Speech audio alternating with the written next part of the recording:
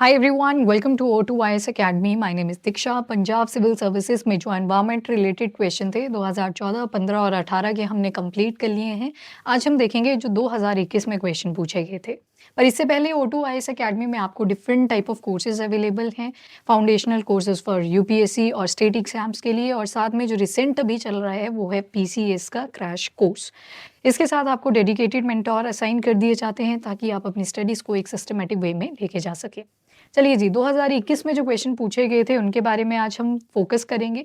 तो सबसे पहला जो क्वेश्चन है वो वाइल्ड वाटर बफलो के ऊपर पूछा गया था। फर्स्ट स्टेटमेंट में बोला गया है कि जो वाइल्ड वाटर बफलो है is majorly in central India. पहली स्टेटमेंट के बाद दूसरी बोली गई है कि जो इंडियन लैंडस्केप है that is home to more than 85% of the wild water buffalo population. तो यहाँ पे दोनों ही स्टेटमेंट्स करेक्ट हैं। तो option going to be option C, both 1 and 2।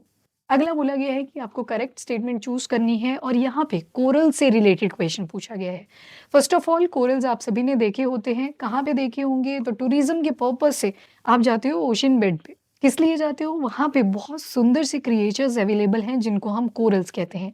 दो चीज़ों से मिलके ये बने होते हैं। एक इसमें आते हैं पॉलिप्स और दूसरे आते हैं इसमें जूज़ैंथिल।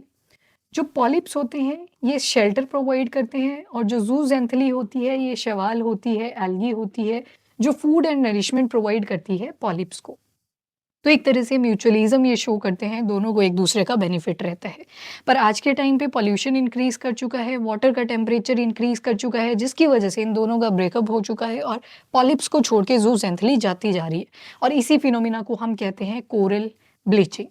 इसके बाद सेकंड स्टेटमेंट में कुछ फैमिलीज़ के नाम दिए गए थे with respect to the corals, और आपने बताना था कि क्या ये सही स्टेटमेंट है। तो हुआ क्या रिसेंटली, जो रिजांगिडी और कैरियोफाइलिडी और डेंड्रोफाइलिडी हैं, तो 2020 में इन कोरल फैमिलीज़ को देखा गया था वाटर बॉडीज़ जो कि महाराष्ट्र के नियर बाय हैं। तो गवर्नमेंट ने बोला था कि इनको हम ट्रांसलोकेट करेंगे जस्ट बिकॉज बैरियर बन रहा था। तो ये दोनों ही स्टेटमेंट करेक्ट है, बोथ 1 एंड 2। नेक्स्ट यहाँ पे एक और पॉइंट आप याद रख सकते हो कोरल्स का कि ये कौन से फाइलम के अंडर आता है। तो फाइलम इसका आ जाएगा नीडेरिया। नीडेरिया को ही सिलेंट्रेट्स भी बोल देते हैं और टेनोफोरास भी बोल देते हैं।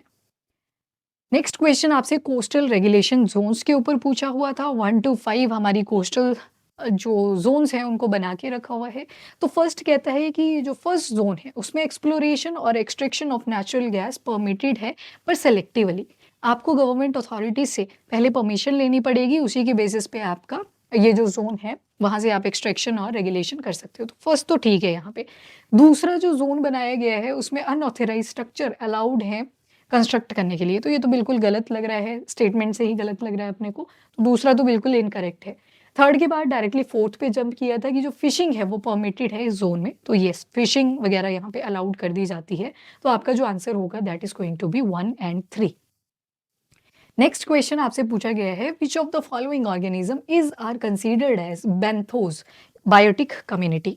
तो डिफरेंट टर्मिनोलॉजीज आप पढ़ते हो। बेंथोस का मतलब है ऐसे सरफेस जो कहाँ पे हैं, बिल्कुल ओशन बेड पे आपको मिलेंगे। ऊपर पानी ही पानी है, पर कहीं ना कहीं जाके तो जमीन से ही जुड़ेगा ना।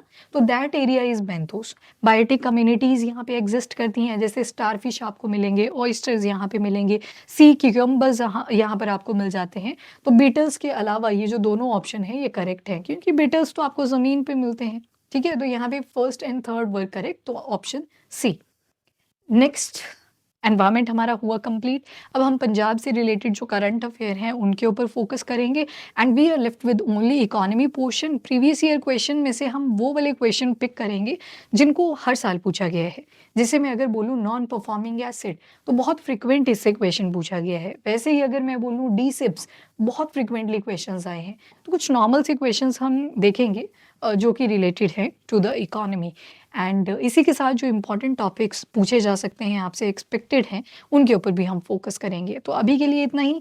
आप देख सकते हो कि हमने हिस्ट्री, ज्योग्राफी, साइंस, एनवायरनमेंट और आपका पॉलिटी, ये हमने पूरा कंप्लीट कर लिया है, जितने भी आपके प्रीवियस ईयर क्वेश्चंस थे।